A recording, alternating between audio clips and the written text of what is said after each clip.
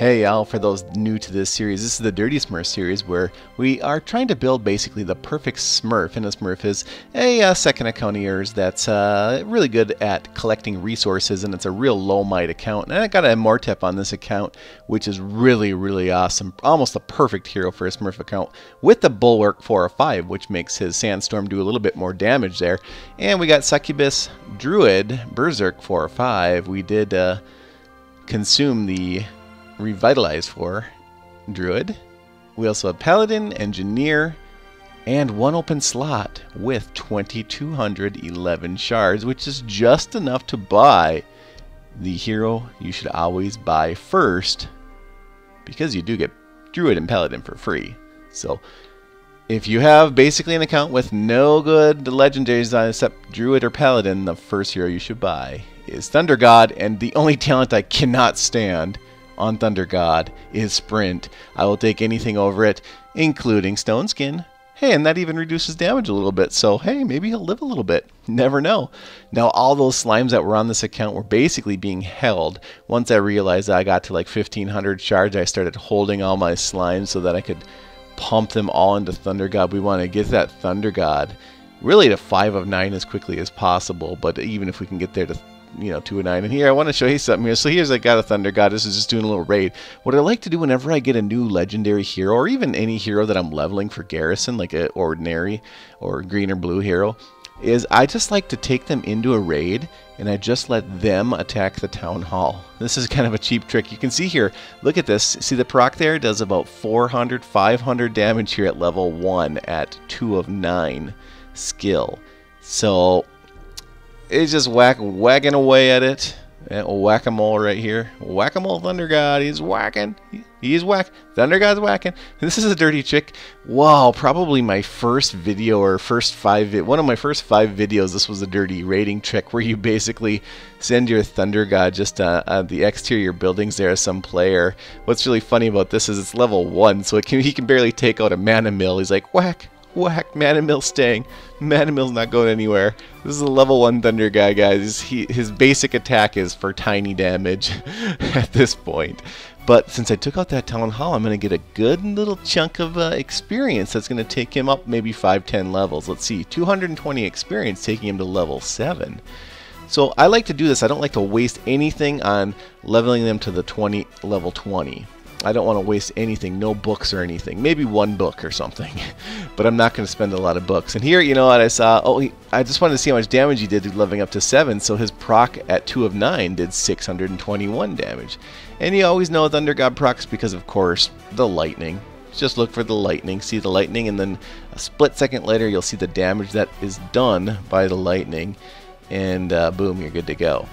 And so I took, here I just took 2. So when you have 2 heroes raiding, and you end the raid, right here, see how Druid starts attacking? It's just, you split the experience by 2, and so that brings Thunder God to level 10, and then I'm like, oh man, this is going kind of slow. Let's use 1 book, but I didn't want to use 2 books, because 2 books would have overspent, meaning he only needed 300 experience to get to the next level, and one of those green books gives him 1,000 experience, so I didn't really want to waste it. He's really close to level 20 here.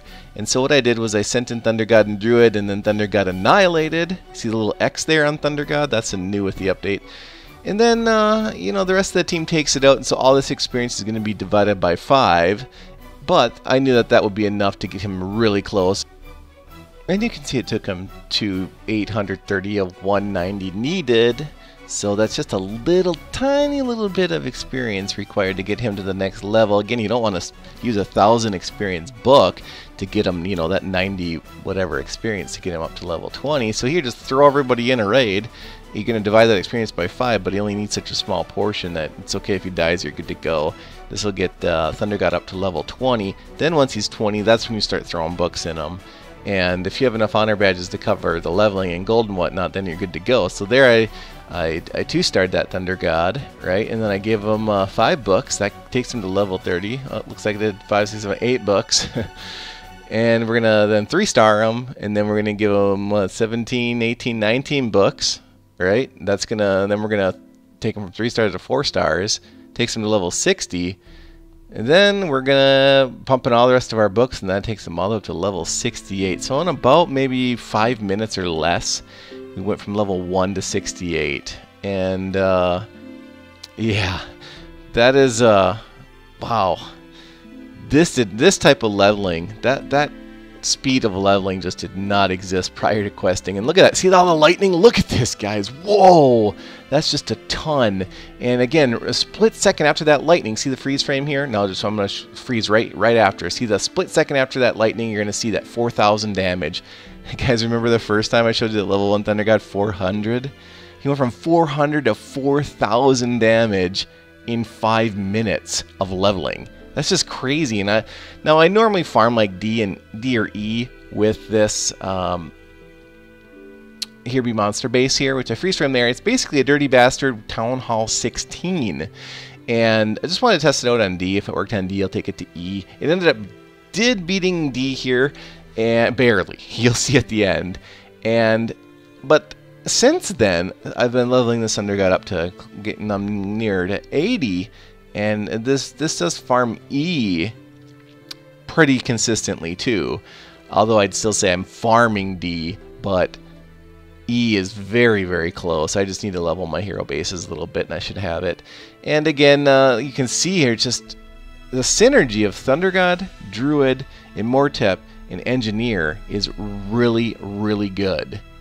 It's almost a perfect combination. There's a lot of area of effect that's getting kicked off there.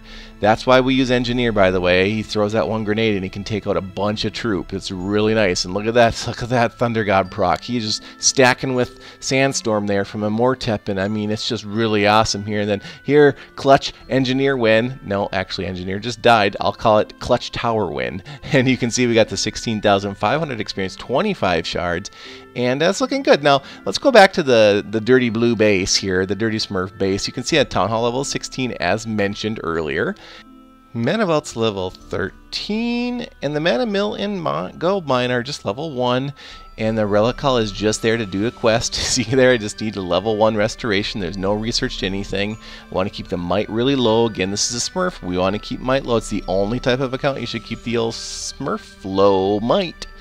And Guild Hall's level 4, I did need to get 2 flags. It's just it was too painful to always come back and get flags. This is the only Smurf allowed into Guild Dirty. We are pretty much always perma full, 70 of 70. And yeah, how's Dirty doing, guys? How is Dirty doing? What's Dirty? People always say, why do you say Dirty so much? Hey, because I'm in Guild Dirty. I'm Dirty Distaggio, man. There's no way around it, okay?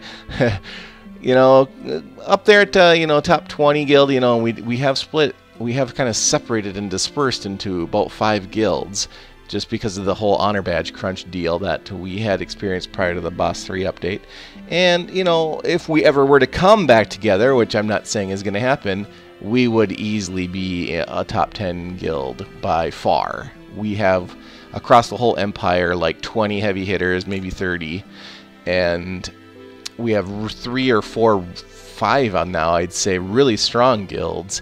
And you collectively were to compile all those together, and holy cow, yeah, you wouldn't even believe the power of Dirty. But I think we're probably, until Guild Wars comes out, stay separate. And who knows? Maybe we'll stay separate. Maybe we'll combine. Who knows? We just don't know. We don't know really anything about Guild Wars at this point, and so that's how it's going to stay for now. And yeah, you can see Arrow Towers are level 7. You got those. The Mana Vaults inside are 14, the Gold Vaults are 15, and my favorite thing to level, guys, which everyone always ignores, is hero bases. Get those up. Get those up. Costs you almost no might, and it's one of the biggest, best, awesomest things you can do to make your base dirty and start beating Here Be monsters that you're just on the verge of beating but can't quite get there. Level your hero bases, guys. It takes mana. Everyone's got F tons of mana extra. Use that mana, put it on your hero bases. You'll thank me later when you start farming Here Be Monster F and G ahead of your friends, your dirty peon friends. As always, keep it dirty and dirty up.